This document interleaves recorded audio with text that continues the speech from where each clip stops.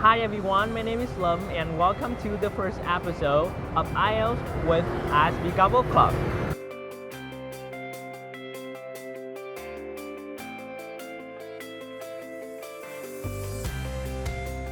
Isb Gavel Club decides to produce the series with an aim to have people who want to get a high band score in IELTS speaking test.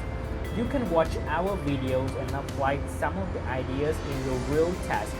And if you don't know or have never heard about Isb Gavel Club, we have Facebook page Isb Gavel Club, and let's join our Isb Gavel community to enhance your public speaking skills and English skills.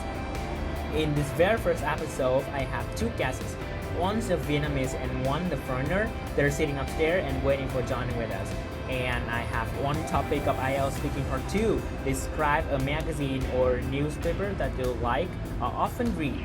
I already did it a few weeks ago and now I want to challenge them, and let's see the differences in point of view between two people with two different backgrounds. And at the end of the video, I also invite one special guest, Ms. Ngọc Anh. She's an IELTS teacher from EAP Center of ISB. She will help us to evaluate and mark score for two speakers. So let's follow me.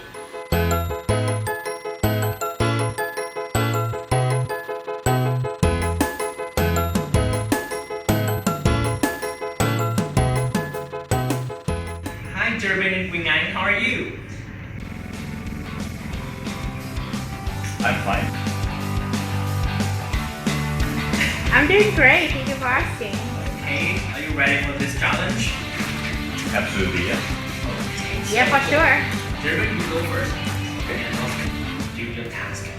So, Durbin, here's the topic. Describe a magazine or a newspaper that you like or often read. You have 2 minutes to talk about your idea. Before you talk, you have 1 minute to think about what you have to say. So here's the pencil and the draft paper if you want to note down something. Okay. Thank you. So 1 minute to think, start now.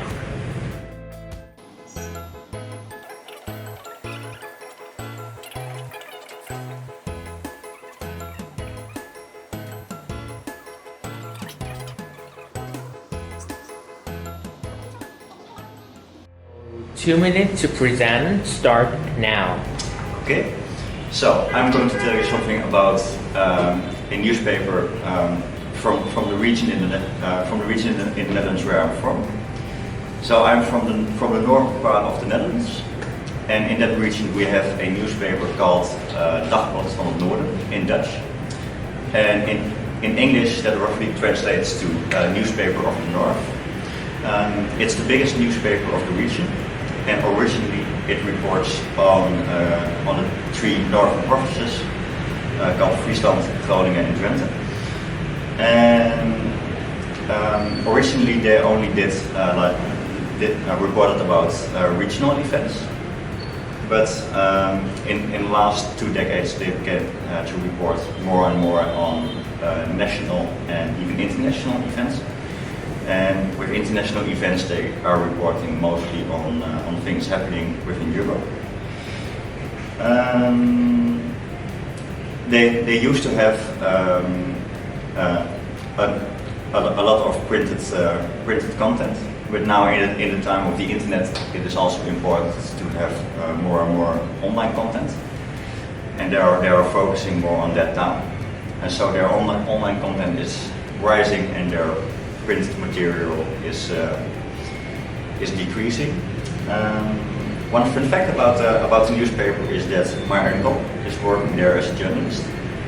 He has been working there for about 25 years now, and he works mostly like in the region that I already mentioned, and then especially near the city of Groningen, which is also the city where the headquarters of the newspaper is located. And besides being a journalist, he also has an executive function, so he also has a say in what. Sorry, the time is over. Okay. So you have to stop now. Okay. Thank you so much. You're welcome. Quỳnh Anh, here's the topic. Describe a magazine or newspaper that you like or often read. You have 2 minutes to talk. about your idea before you talk. You have 1 minute to think about what you have to say. So you have a draft paper and one pencil. You can note down things that you want to say. So 1 minute, start now.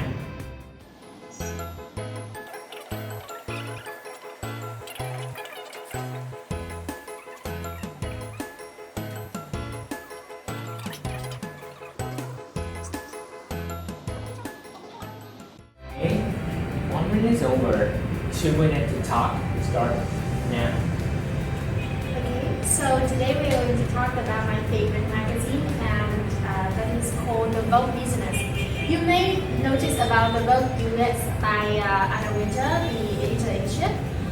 The Vogue Business was a fashion online business insider in 2019. It was published by Condé Nast, and up to now it's one of the most reliable sources of fashion information.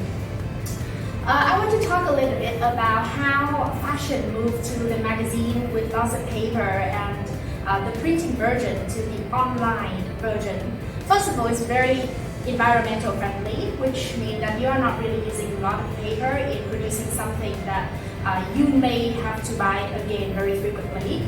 The second idea of online newspaper is very easily accessible. It's just you have a smartphone, a computer, and a good Wi-Fi connection, and then you can read everything.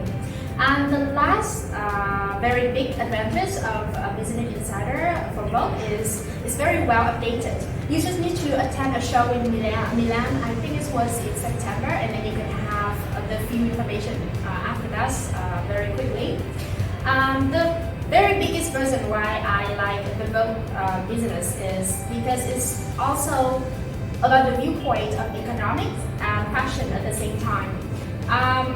There is one article that I just read recently about the coronavirus outbreak and the effect and the influence of these big outbreak to the fashion industry.